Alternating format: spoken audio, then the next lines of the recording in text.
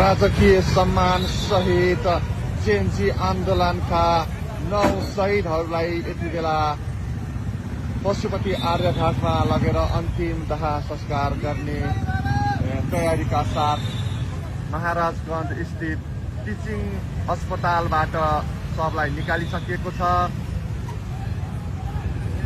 तपाईँ देख्दै हुनुहुन्छ फूलमालाले सिगारिएका यी सब वाहनहरू वीर शहीद अमर रहून् भन्दै यहाँ नारा पनि लागिरहेको छ। यो चाहिँ ललितपुर महानगरपालिकाले उपलब्ध गराएको शहीदको परिवारलाई उपलब्ध गराएको गाडी हो।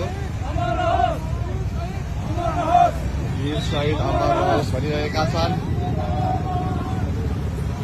जेएनजी आन्दोलनका शहीदहरू सबै शहीदहरूको शव यहाँ नभए पनि केही शहीदहरूको व्यवस्थापन भइसकेको, केही शहीदहरूलाई गाउँतिर लगिएको छ।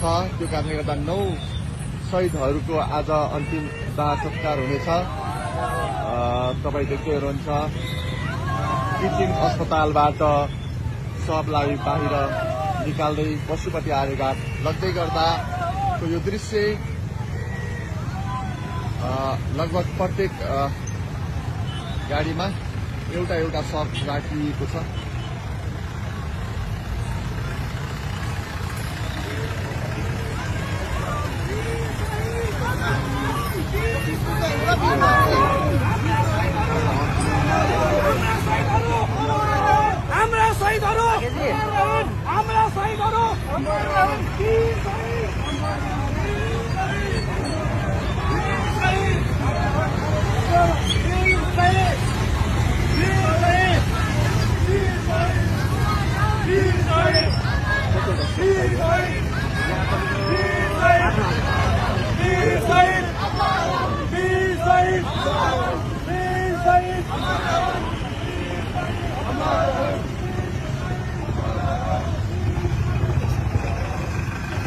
यो चाहिँ प्रहरीको भ्यान आफन्तहरूलाई बोकेको छ। प्रहरीको भ्यानले पनि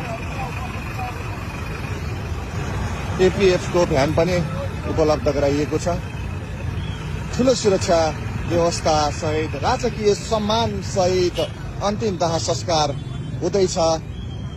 आज पशुपति आर्यघाटमा प्रधानमन्त्री सुशीला कार्कीको पनि उपस्थिति हुनेछ। त्यसै गरी ऊर्जा मन्त्री कुलमान घिसिङको पनि उपस्थिति हुनेछ। त्यसै गरी सुन्नमा अनुसार गृह मन्त्री पनि आउने भन्ने कुरा छ।